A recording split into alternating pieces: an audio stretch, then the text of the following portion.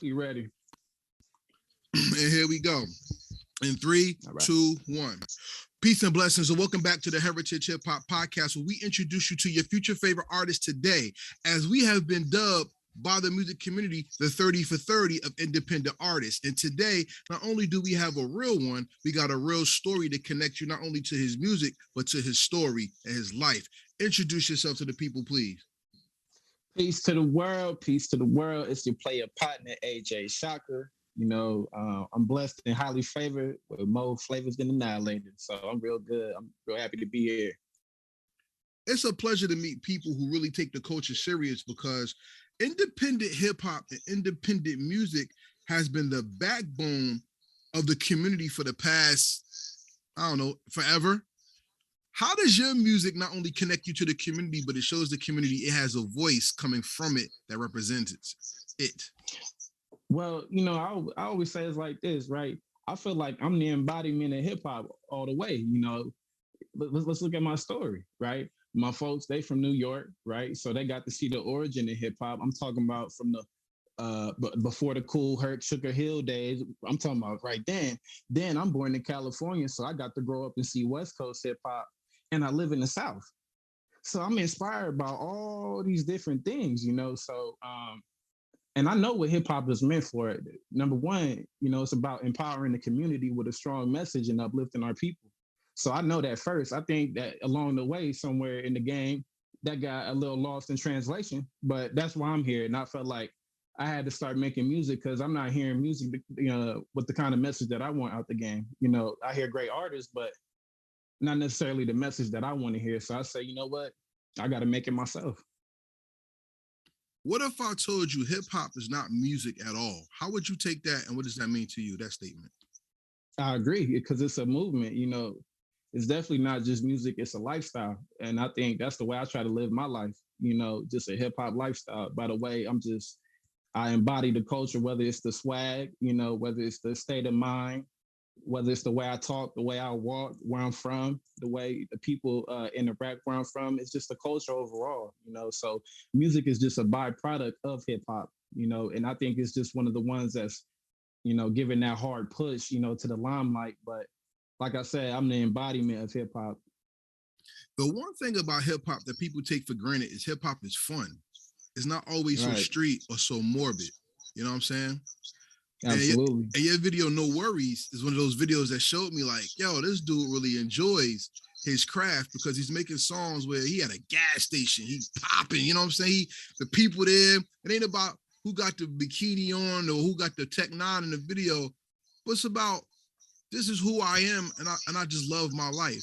Why do you think that era of hip hop needed to come back the way it did?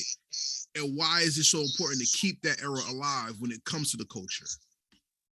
I think that, just starting off thinking about No Worries, just look at the title of the song, No Worries. You know, and I wanted to get, you know, back to just kind of point of living like that. I felt like the culture, like it had like a lot of negative influences, and that was just kind of taking frame on mainstream publications and just all across, where not only does it trickle down from the hip hop media, but it trickles down to the people and to the way that they think. Well, if I make a song like No Worries that's positive, even in like uplifting, it's a good little party joint, then maybe we can get some people feeling good again, and you know, just not taking the thing so serious and just living for the moment. You know what I'm saying?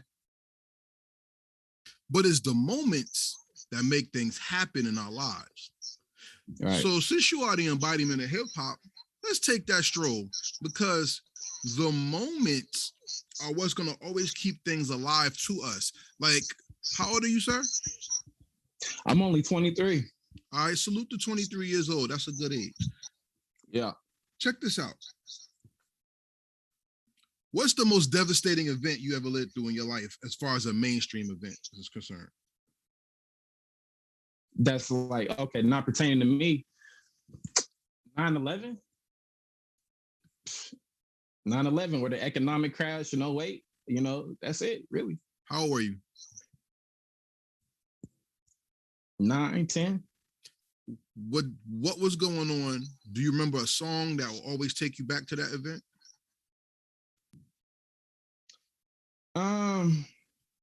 Yeah, but it's a positive song though. I Talk about think it. it's that Jeezy. Was it president? Was it black president? My president is black. My Lambo is blue. Even though the world was going, it was going through a shift at that time, and I remember like not to get into real deep into politics, but I just remember being inspired by that time because I remember like just the way that media was just portraying things. I thought we were in a dark period.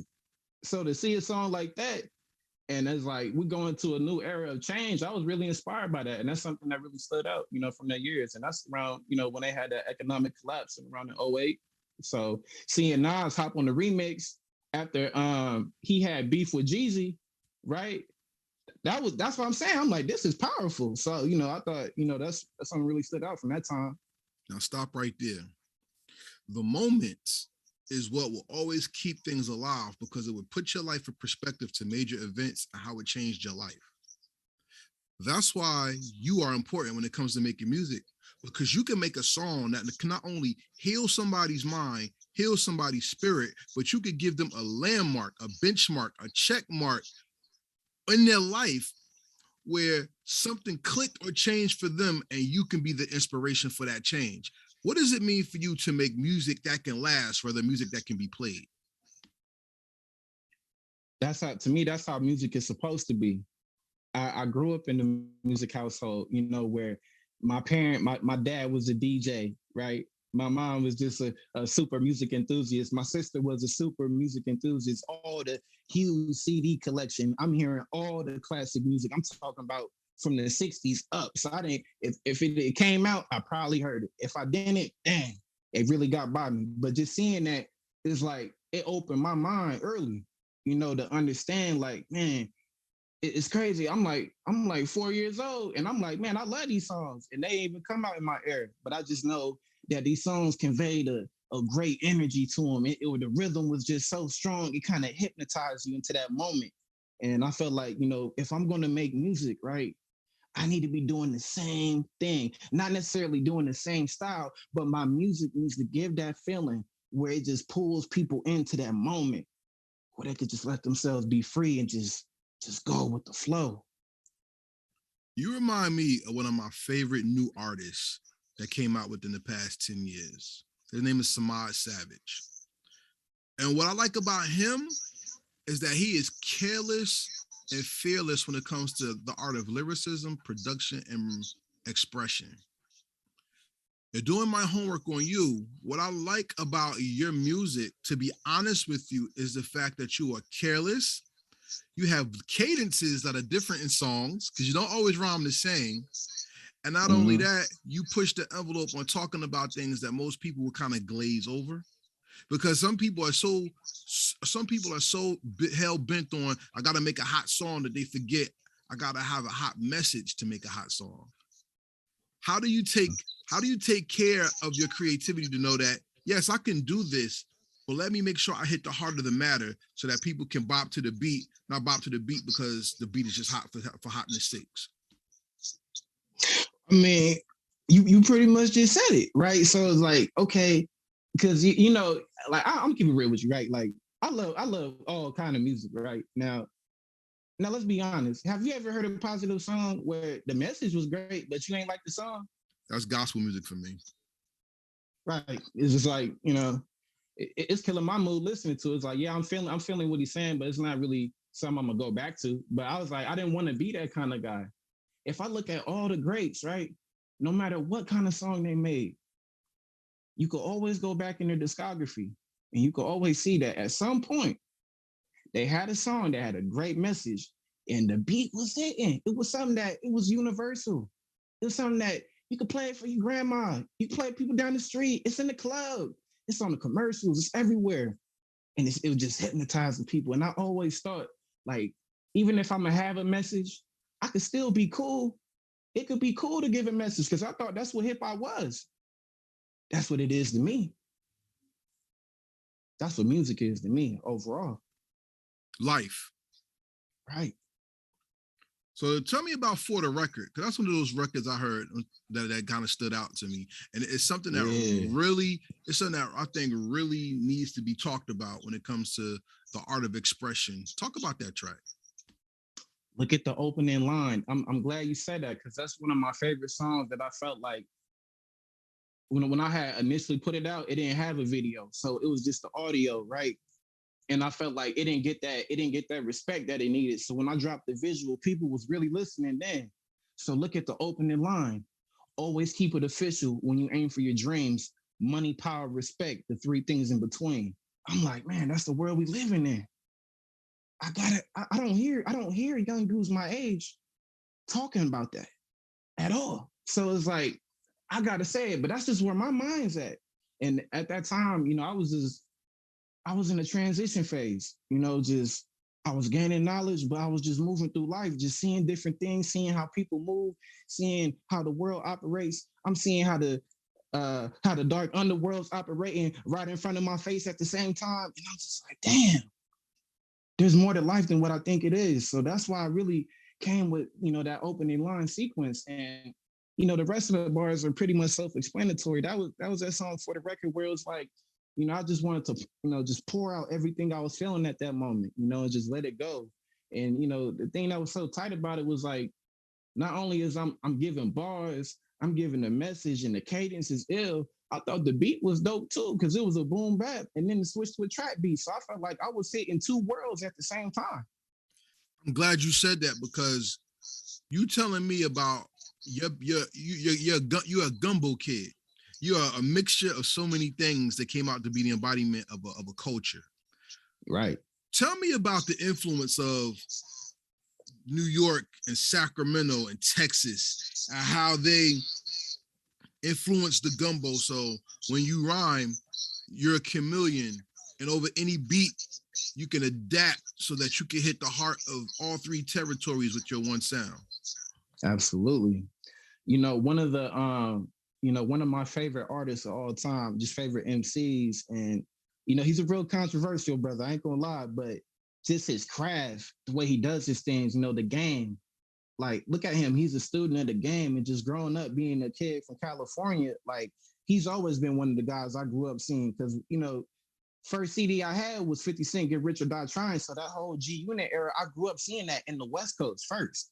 You know what I'm saying? So I always had high level respect for game. But the thing was, what I learned from listening to him was that, when you look at his albums, he had real diverse tracks. Like, he'll do a song, like, he'll get on the track with a brother from the South and he'll have that Southern cadence. And I'm like, dang, he West Coast. He'll get on the East Coast track and he's spitting just like he from New York or Philly or something like that. And the West Coast, he had it all day, So I always thought I kind of wanted to be that kind of artist, not where like I'm trying to copy people from different, different areas, but I could just fit in and I got something for everybody because, just based on the way my life has been, I feel like I'm a hybrid artist. And that's why my sound, not too many people can box me in with other people because it's just look at the life I live, just living in those three different states. So I've always been open-minded to, all different forms of hip hop. So once moving, and living in each different state, I got to study the music from different areas and got to see like, okay,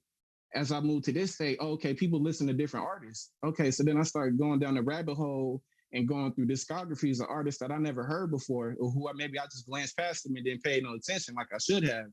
But then, once being a student and really, taking that chance of discovery, I got to really learn something and pull something great from each region of hip hop, So even the Midwest, I lived in the Midwest for a period too. So I lived in four areas, so that's why I'm a hybrid, like you said, a gumbo.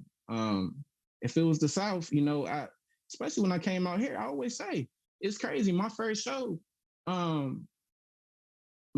that I ever did, I opened up for Big Tuck, and he's a Dallas legend, Southside the Realest. That's a Southern anthem. And at that time, I didn't even realize like how, what was the seriousness of me opening up for him. And I'm like 18. I'm just trying to get on the stage. But I didn't know at that time, who Big Tuck was. So even seeing that, it's like, dang, like it was meant to happen. It was meant to happen, So I got respect for the South. I grew up on like 3-6 Mafia. I love UGK. Bun B is one of my favorite Southern rappers of all time. Houston Underground MC K Rhino. He doesn't get enough praise. Zero. I like guys like that. I grew up on Outkast. When I was young, Outkast, they were one of the first groups I ever seen. I always seen their videos. So, and I was living in the West Coast at that time. Living in the West Coast, I can name all the legends I grew up seeing. They inspired me.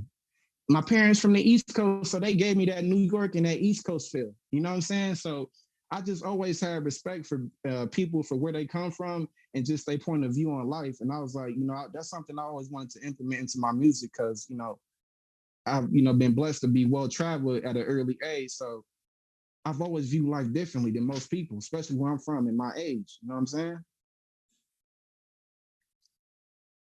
Shout out to life, because one thing about life, not only does it never stop, it keeps giving whether you want to receive it or not. You know what I'm saying?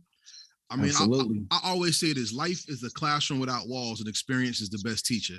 So if you're not really paying attention, you gonna learn something at any time, any day. You just got to be on point with what you're learning. You know what I'm saying? Absolutely.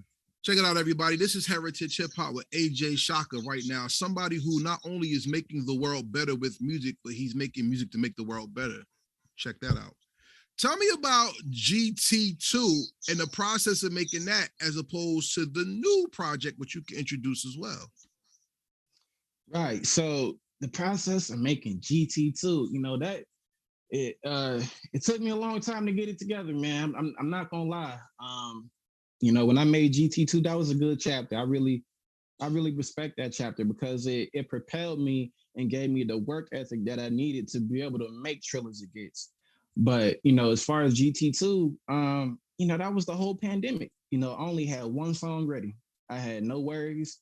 And I had put that out in January of 2020. So I kind of had pushed that one song for a hot little minute. And I was just out, man. When I say I pushed that one song, man, I was pushing it anywhere I could around the world, any kind of radio, press buzz, anything, So the video helped too. And it helped me gain some new fans. And just that whole time period, going through the pandemic, I was really hit on reset mode, trying to figure out how I'm gonna make my next move.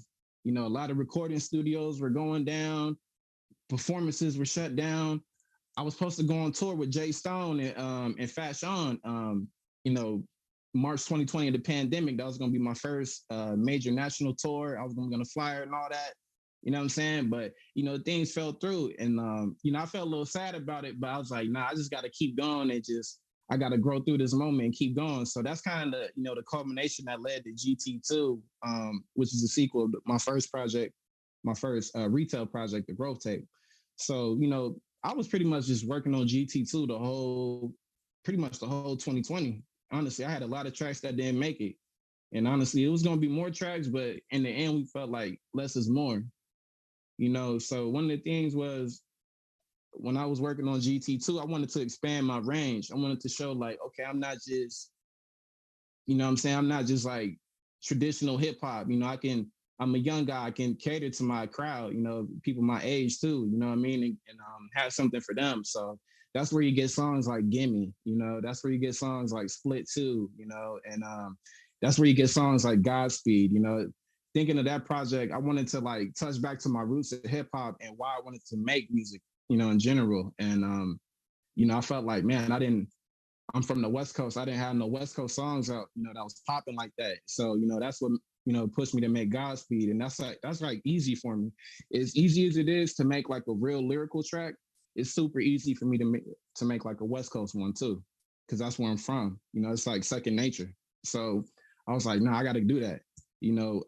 Records like Gimme, I love that hard sound with the 808s hitting. But I was like, I had to find one that works for me. So and not only did I want to do that style, I wanted to do that style and give some game at the same time. So shout out to my bro Deuce Freight for collaborating and hopping on the track. He's a battle rapper doing this thing, and I feel like he added some character to the track as well. And shout out to SKW, my brother Black, for doing for making Gimme, Godspeed, and Split 2, so even Split 2, I like alternative hip hop as well. So I was like, you know what, Split, the first original Split was one of the first, nice songs off of the original Growth Tape, that people were really liking when I performed it. And I was like, the thing with Split was I never felt like I fully got my full point, conveyed. maybe it was just a skill level thing and I wanted to work through it. And I was like, nah, I'm not like, I didn't feel satisfied with the record, even though people was, vibing with it and it was good live, but I was like, nah, I could do better, so that's what pushed me to make Split 2. And, I heard the beat and I was like, it's kind of sound like Split 2. So, it just kind of came real natural. And, when it came to like, could have been me, let's look at last year, we had George Floyd and just, Tatiana Jefferson. I'm right here in Dallas, so Tatiana Jefferson got shot in Fort Worth. My family lives out there in Fort Worth. So that really hit home for me. And I didn't feel like, I felt like she didn't get enough national press coverage, what I'm saying, on her name. Thinking of Botham John, I said Botham John and for the record, RIP to Botham, major cities turn to Gotham. You know what I'm saying? Look at the streets. Look at the riots, look at, just everything going on at that time, So that's what kind of even pushed me to make, could have been me. So shout out to my big brother, DJ Junebug and Miss B. Shout out to the fam and all them, for lacing that record. And I could have went in a direction where the record was more hard hitting, but I didn't feel like it was that kind of song. I felt like I needed to have something where it sounded nice in the background and I could really let the lyrics shine with the message, and it was really good. So when we shot the video for it, it was even getting some press, from like some of the Democratic Party, Women's Democratic Party, and some other people and stuff. And, that was real cool. They were saying it's powerful and all that, what I mean? At that time, I never had anybody say, wow, with this young brother, just made this video. It's very powerful, the imagery and the message. I was like, so that was gratifying for me, but not only, because they're giving praise, but because I finally made a song where I fully conveyed my message of consciousness to the people. I didn't want to just be like a conscious rapper, but a lot of people know me. They know me for being a deep guy. I'm real cool, nonchalant, have fun and stuff, like no worries. But also there's a deeper side to me where I'm definitely about the knowledge. And I was like, one of my own critiques to myself at that time was like, damn, man, I'm like, I could make a dope hook. I could make a great verse. I could pick a good beat, make a great song that sounds good to the people. But I didn't feel like I had that real concrete great song with a message, So for me to make that one, that was pretty much like, the home run for it, with me. And it's pretty much led to everything building up. I pumped out multiple videos for GT2. All of them got good reception. And when we got to January of this year, 2021, it was January 3rd. Just 3 days into the year, we got in contact with Marcus Boy Beats. Marcus Boy has been seeing me work and putting in work for years. He's seen me on South by Southwest. He knows my mom. My mom's my manager, right? And he just got a lot of respect for us, and like he seen me working. He's like, yeah, it's time. You know what I mean? So, I was very humbled that he wanted to work with me at that point, because just knowing, all the range of artists that he worked with and the legends, that was really humbling to me. So, for him to say that, I was like, okay, well, it's time for me to take it to the next level. I had like 2 other projects planned, to work on for this year. But when Trills of Gets kind of, came on the table, and I didn't know it was going to be called Trills of Gets, but when that, collaboration, when Marcus, came on the table, it was like, well, Marcus is trying to do this record, so I think we're going to push these other projects to the side, and we'll get back to those at another date. You know what I'm saying? When it fits, it makes sense. So wait, let's focus on that right now, because I don't want to get too far off of the topic, because Trill as It Gets was a change in sound when it came to the creation of a project. Right. The beats are a little cleaner and your voice is a little more hard hitting. And one I could tell you was Mic Check. You and John Jiggs got together on that. Now, John Jiggs is a very lyrical New York artist, and you represent the new trend of the voices is coming up into the game right now. What did doing that track mean for you to be able to spar against someone who's known to be lyrical, but not to be overtook on your song? Man, it meant the world to me, because, same thing with Marcus. John is another guy, shout out to John, my big brother, right, for always supporting and pushing me to go further, than I thought I could. But, just him getting on the record, he's another guy who's seen me develop over the years. I remember, my mom telling me, like, man, it was 2018. We're seeing John work back then. And it's like, damn, I'm seeing him on tour doing this thing. I'm like, man, I'm trying to do it like John is. She's like, man, you got to put in your work. And I was like, yeah, you're right. 'Cause John's working for real, putting it together. So, So for things to align, and John, was glad to get on the record and hop on my check, man, that meant the world to me. So, when I first heard the beat, Marcus sent it, I was like, whoa. Number one, I always wanted to get on that melody. I always wanted to. That's one of my favorite melodies. I'm from California, so hearing that's classic right there. And I was like, I gotta bring it and I have to do it in a way that nobody else did it, So once it just kind of came together. I didn't have the structure that I wanted to do, but once I heard the beat, I just knew like, this sounds like something called like Mic Check. It just hit me, and just to go, and I could hear the crowd like back in the day. I was like, it just kind of came, and I just laid it down, and I was like, yeah, I gotta this is one of those ones where I've been waiting to do it for a long time. This one kind of one of those tracks like. When I look at the legends I admired, growing up, they was on real dope beats like that. And I was like, yeah, I always remember telling myself, like, man, when I get to a point, when I start getting on production like this, I got to go in, So that was my whole mindset. And, I pretty much laid the verses down. I got my own recording set up at home, and I think I'm not sure if I had mentioned getting John on it. I think my mom might have even mentioned getting John on it, and I was like, "Shoot, all right, if he'll do it, because John's a busy guy.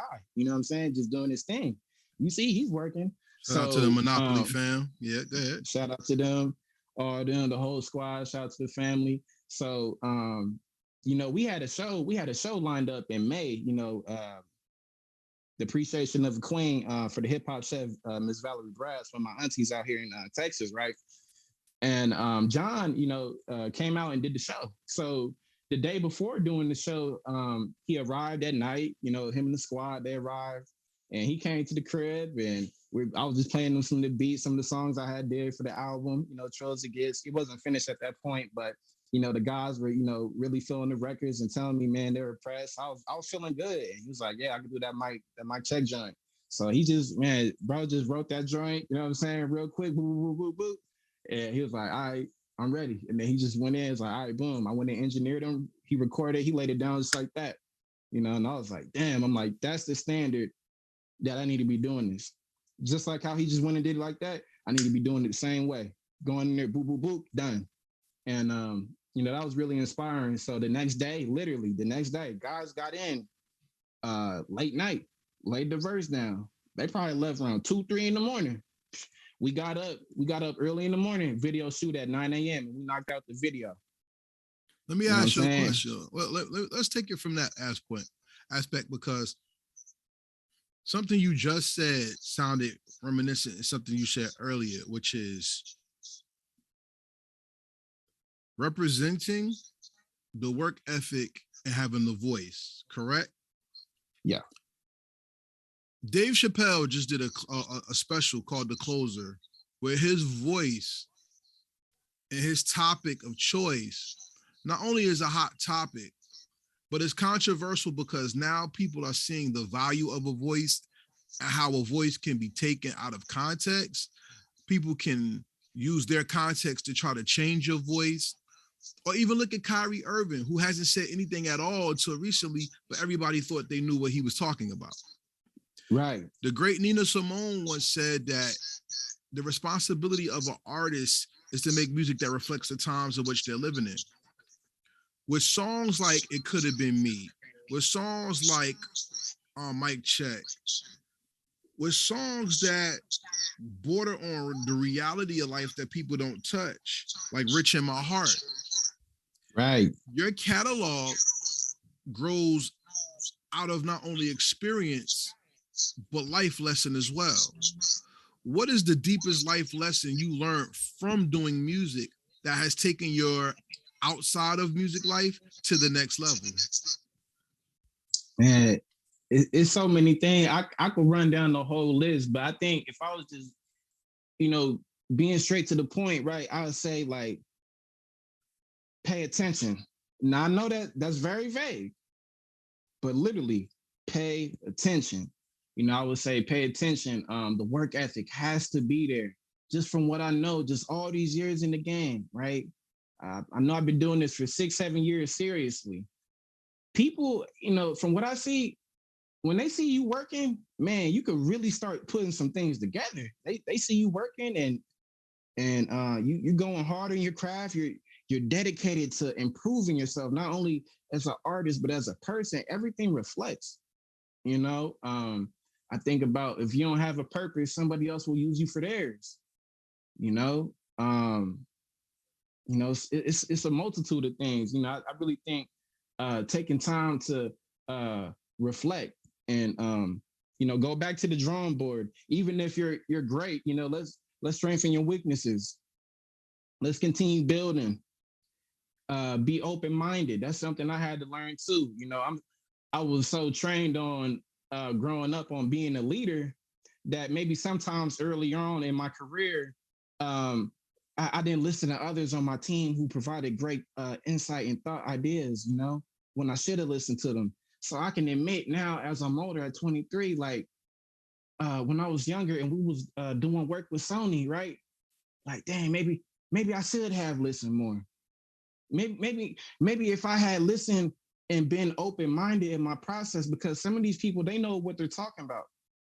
They know more than me at that time. I'm still a young guy, trying to figure things out. They know this business more than me. And I had some good people, guiding me through the process, who still are, but I had to be open-minded. And I can admit that, dang, man, if I had listened to my mom years ago, and this is 100, I would have been further than I am right now. But it's okay, because now I have the knowledge where I won't make the same mistake again. Now I know how to be open-minded. Now I know when to lead. Now I know when to pull back. Now I know when to talk. Now I know when not to talk. Now I know that less is more. Instead of trying to give too much, I know when to pull back and just give a little bit and feed them and make them want to give more. So it's a lot of things like that. Learning how to network with people in the game. That's one of the earliest things that I learned, because I used to be a real introverted guy to myself, and hip hop was the thing that I loved that really pulled my personality out. So when people see me perform, they'd be shocked, because they'd be like, "Wait a minute, that's that chill dude." And then they see me on stage going in, they like, "Yo." So people be mind blown from that. But through the pursuit of networking, what I learned is like, a lot of people, if you see, like, they always talk about network and build your contacts, but now what I know is, okay, it's not just about building the contacts, right? It's about nurturing the relationships that's built from the contact. Follow up with people, hit them up just to see how they doing. It ain't always got to be about business and music. Hey, man, you doing good? How the family? How your health? Your mental's okay? And that really goes a long way. That's something I learned. It really goes a long way. It does. And that's one thing I say many artists fail at, is that, me as a media person, if you really want to be big, you have to cater to the media. And I see why. I didn't understand that before I became a media person. But until you cater to the media, you don't get the respect of the relationship that you're building in the nurturing aspect. Because one thing I don't like is when people think, let me collect numbers to make sure I have the Rolodex. It's about, out of the numbers that I have, who's the person that's really taking advantage of the situation and showing me not only that they're worthy, but they're showing me that they really live the craft, not just do music. You see what I'm saying? And Absolutely. Shout out to you, because my man is representing the East, the West, and the South. And when you have an album named Trill As It Gets, there's nothing more South than that. You know what I'm saying? Right. Shout out to Bun B, one of the best ever. I'ma smoke my smoke. I'ma drink my drink. Look, if you don't know about the Underground Kings, we got a problem on Heritage Hip Hop Podcast. Hey, but look, we running out of time, man. we got to the end of the interview just about. Dang. Man, look, I can talk. I start going, man. I'm one of the podcasts. I might do it. You gonna see down the line at some point. I'll probably do a little 2-hour joint. We going in. You know what I'm saying? Nothing wrong with that. There's nothing wrong with that. Let me ask you a couple more questions about Trill As It Gets, because I think it would be very corny if we didn't talk about the album enough because that's your new project out right now. Everybody, Trill As It Gets is out right now to purchase on all music platforms. Heritage Hip Hop does not believe in streaming. We believe in purchasing, because if AJ Chaka has music that you like or you love, we ask that you do not rent the song, because if the internet ever went down, you would not have your song. So if he has a product that you like, make sure you buy the product, because guess what? I got my 2 albums. You need to go get yours. And I'm going to just say that. Salute. Salute. I appreciate that. Salute. As artists, right? Look, and that's how I'm trying to coach my fans too. You know, buy the joint. Look, y'all want me to be big? They be talking about, man, bro, you gonna be big one day, man. Okay, well, look, if you want me to be big, then buy the album. You know what I'm saying? Buy the album. You helping me so much. You helping me more if you buy the album versus streaming it. And think about what he just said in the song, which is track 3 in the album, Give My All. Tell him about that, and let's go out with a bang. What the line, my favorite line of the song. Uncle Keedy said, be patient, your bag is coming.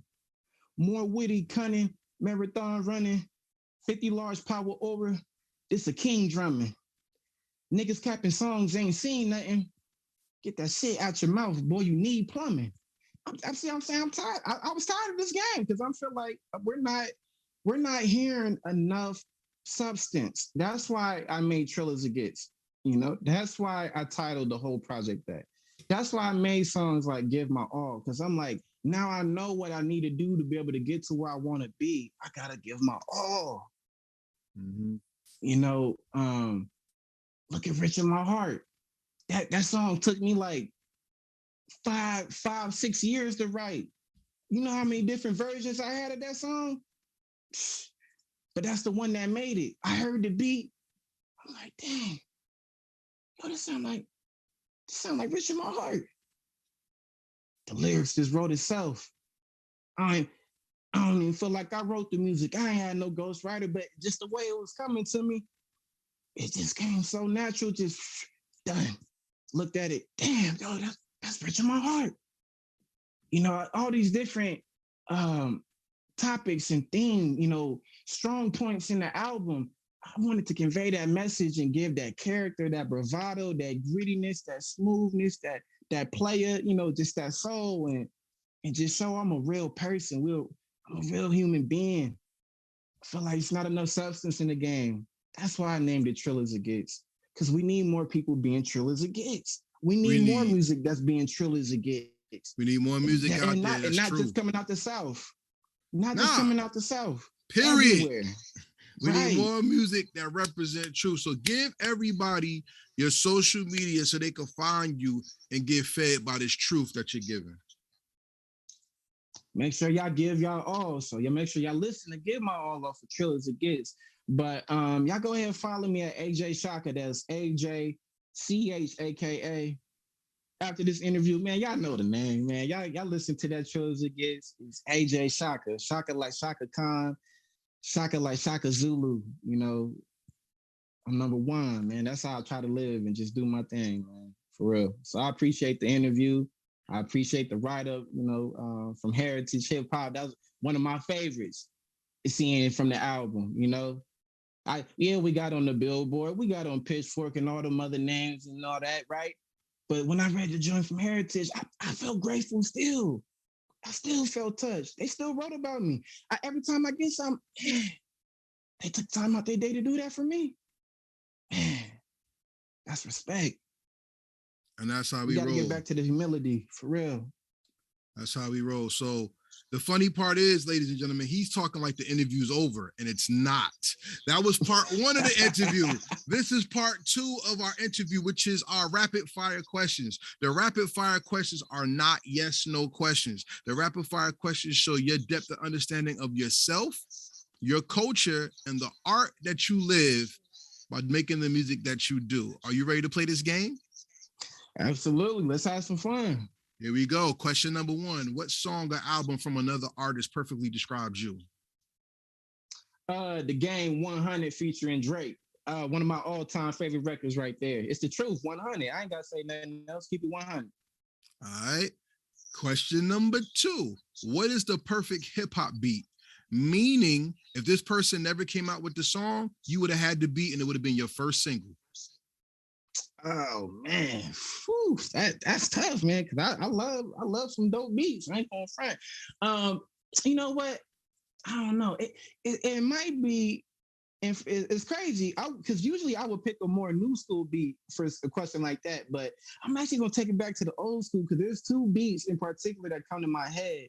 That Gangstar Mass Appeal beat, that joint is crazy. And then that Nas New York State of Mind Part 2, that joint is crazy. I was like, yo, both of those beats right there. If it was up to me, I would have came out with those myself and did something different. But it's all good. They classy. You are the second person this week who I heard talked about that beat being one of their favorite beats.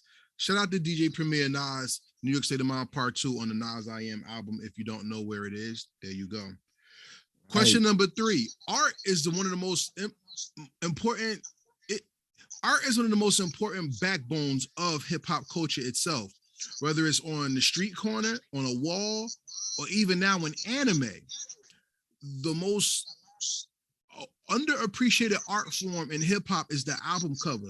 Tell me about the use of all the colors on Trill As It Gets and what it means. It's the range of emotions that you're gonna get when you listen to the album. We did a vision board for this album. Shout out to my boy Z for doing the concept in the cover art. Shout out to my boy TJ for shooting the shots, right? But all those colors convey the emotions from every song. So when you look at the colors on the cover art, you know what the song fits that based on once you listen to the album. You'll have an understanding. Life is a range of emotion, and music is the Rolodex that keeps the emotions in check. What is the most emotional song that ever hit you? And this is what I mean. Emotion doesn't mean you crying or something. Emotion can mean it got you up for something or inspired you to something. What song inspired you to be a better artist, not just appreciate music? Man, what song? Kendrick Lamar, All Right, off of To Pimp a Butterfly. Man, that song really hit me. I used to train to that song every day when it came out. That 2015 period, man. I respect that. I felt like, all right. I messed up. You messed up. But if God got us, we gonna be all right. I needed that at that time. That song really pushed me. All right. Okay, good joint. I ain't gonna lie. But I gotta test your mind right quick. You mind? Yeah, let's do it. In my bag of tricks, coming from what you said in this interview, East Coast, West Coast, and South. Mm-hmm. One of my favorite hip hop moments of all time is when the Crooklyn Dodgers came out for the Crooklyn movie. And we had 3 MCs that represented hip hop in New York that was just different. I'm from New Jersey, by the way. Salute to the Garden State. Okay. And by having that, we got to see different styles come together to make a classic song. It was so good they did it twice with DJ Premier and once with Ninth Wonder. All right. If you had to make your Crooklyn Dodgers, who would be the one song that you would like to see artists get together from one artist from the East, one artist from the South, and one artist from the West? And who would produce the track to represent hip hop to you? Oh man. That sound like the Avengers coming together on one beat. I'm gonna count myself as West Coast, so I'm gonna put the West Coast particularly just for this one. Me on the West Coast. I had to make it so tough though. From the South, who would I put on there from the South? Andre 3000. That Andre verse is about rare as it gets. So the next artist from the East, there's so many different directions I could go with it. You know what? I think it's crazy it would be. I had to put Busta Rhymes on there, man. I had to put Busta Rhymes on there. So it's gonna be a crazy record now. The bars is gonna be insane, and it's gonna tie together. But me, Andre 3000, and Busta Rhymes, because I feel like it's a record that nobody would ever expect, And then who's the producer for the beat? So many different directions I could go with it. In one sense, I want to name Hit Boy because I'm seeing what he did today with Nas. And then I think of a guy like Just Blaze or what's my man name? Man, I feel like I'm forgetting some producers' names off top, man. Maybe Q-Tip do the beat, you know. Who else? Who else could do this beat, man? Somebody nice. Maybe Ninth Wonder. Maybe Ninth Wonder. Something like that. Yeah, I go with Ninth Wonder, and I feel like he'll give it that soul, and he knows how to give it that heaviness that it needs as well. So yeah, Ninth Wonder on the beat. Andre 3000 representing the South. Busta Rhymes charismatic self representing the East Coast. Peace to the God, and me representing the West. And I think that would be a record. I feel like the reason I selected those two MCs is I feel like number one, just because knowing they're on the track, they will pull some greatness out of me that I didn't even know was there. I know I'm great, but I'm saying they'll pull some greatness that I didn't even know was there because I had to come that hard just based on how talented they are and skilled they are. Those are legends, so I have to really show up. You know, Wow. Ninth Wonder is gonna show up on the beat. We already know that, so you know. Wow. I would really be curious. My thing is, I would be curious as to what the beat would be that Ninth Wonder would make. Because I'm not really concerned with how they would come on there, but what would the beat be? That would be the guiding force, I think. I'm gonna take it over from right there, and let's just say, make it happen as you're growing your career. Why not? Because you never know. You may be challenged by heritage hip hop one day on a track. You never know. Let's continue with our questions. My next question for you is this: What's the most important album cover art you ever seen, and how did it inspire you as an artist? That Q-Tip amplified. How? Well, I mean, look at it. You know, when you look at the cover, it's a whole bunch of different versions of Q-Tip. So I felt like, you know, and here's the thing. When I first seen that cover, I seen it before I even listened to the album. It was years before I listened to the album, but I seen the cover. And I always thought it was real dope, just the concept. I felt like he conveyed life. He conveyed the different emotions of human beings. He's not even though he's Q-Tip, he's not the same guy every day. There's many different versions of him. He's malleable. He has different shapes. He can fit in different rooms. He can fit in different places of the world. I feel you on that one. Q-Tip is he's one of the GOATs, actually. He's one of the greatest of all time, and we got to give him his respect. We don't talk about Q-Tip enough. And I'm glad you said that. So salute to you. I have about 4 more questions, and then we're going to fade off for the night. All right. So I'm going to throw off the question that might mean the least to everybody else, but the most important to me. How did you like being on Heritage Hip Hop, or would you recommend us to any other artists? Absolutely.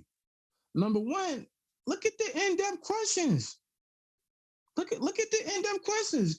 You did your homework. You got me talking about stuff. I didn't think I was going to talk about it. Salute. Those are the best interviews. Actually, I recommend Heritage Hip Hop to a plethora of great MCs that I know, producers, whoever killing the game in the culture of hip hop. Man, absolutely. Salute. 10 out of 10. I appreciate that. Salute. The next question I want to ask you is this.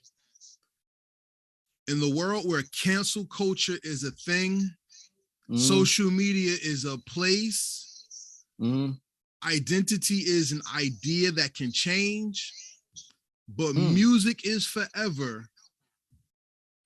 How does AJ Chaka change the narrative and usher in the new instead of just continuing the norm? By telling the truth, being unwavering in the truth, not compromising the truth for other people, because the truth is the truth, and we got to stand on that. That's how, keeping it real. That's why I made Trilogy Gets, because it's not enough truth. Telling the truth. We got to talk about real life. We can make dope records, like, and then maybe I'll say this to challenge some of the big artists, you know, who gonna see it at some point, right? Like, I would love to hear some of the artists on the mainstream FM radio to make a touching song. I just want to see him do it. I just want to see how it sounds. Say something that's real. Like, do they party every day? I can't do that, man. I'll be burnt out. Let's tell the truth. We got to tell the truth. We live in an era where, like you said, it's cancel culture. It's a war on ideas and thoughts and ideologies right now. The ideology that's going to be the strongest is the truth. People can bring whatever they want, but you can't deny the truth. People, see, here's the thing about the truth, right? See, the thing, I think, here's the problem, and this is just my own perspective, right? But I feel like people think they view the truth like it's always supposed to be a good thing. Like the truth, it has no emotions of being good or bad, because the truth is just the truth. So now we got to get to a place in society where, okay, now we start to open our minds and have a room for acceptance of the truth. That's the one thing about truth. That's the one thing about truth. It's like the same thing as love. In order to get it, you got to accept it, because everybody wants it, but not willing to accept it. Yeah. I think we got to the end of this interview, and I think we did a good job. So let me ask you the last question.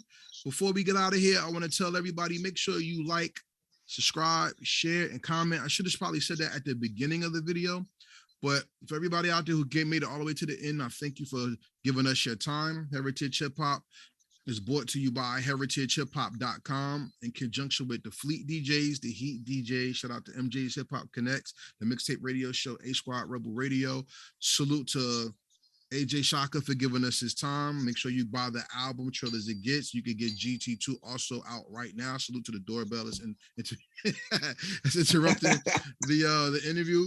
But I would also like to say, Heritage Hip Hop is brought to you by these great entities, and most importantly, we thank you, because without you, this platform would not be what it is. So to finish off the question, while I go answer the door, my question is this: 500 years from now, when they go into the Hip Hop Hall of Fame and they ask who was one of the best, and somebody says AJ Chaka, and they go to a room and they push a red button and your hologram comes out the wall, and they hear your music 500 years from now, you're going to be reintroduced to a new generation. My most important question of the first interview, because you're always welcome to come back, is what is the legacy you left behind and made the world better because you made music? No matter what kind of record AJ Chaka made, no matter what, if people felt like he was right or wrong, damn, he always told the truth. He always told the truth. He always had that confidence. He was unwavering in his pursuit. And he always had a message and stood for the people, no matter what. That's the kind of guy I am. So always make sure you tell the truth and you live the truth, because the truth stands on itself. It's written in the books of scriptures that the Most High is righteous because he embodies everything that we want to inspire. And one thing that it says about God, to represent the God of hip hop, which is us, is this. It's written in the scriptures that whenever God speaks, his words don't come back. It's like the rain. It goes, does his job, and then he's ready to speak again. Make sure your music, your life, your principles, and your morals stand on truth, because once it goes out, it never comes back, and you'll be judged from the deeds that you do, not the things that you say only. With that being said, this is Karev with AJ Chaka. My man, look, I got the albums. You need to get yours too. And with that being said, be real, stay true. We are more than music. We also have the 30-30 for independent music. Karev out of here with Heritage Hip Hop saying peace, and we out. Peace.